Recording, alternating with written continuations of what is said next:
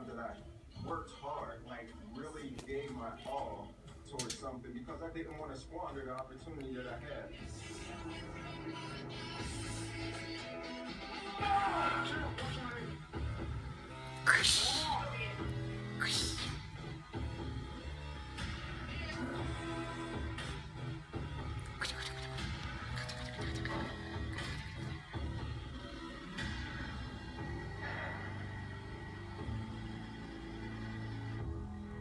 I've been actually competing for almost 18 years now, and I started when I was 18. And one of the things that I learned over the years is, number one, you have to enjoy training.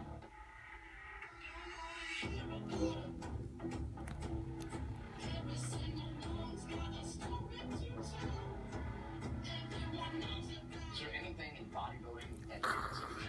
I mean, everyone's looking for that edge. You know, there are stories involved in the sport. Obviously, that's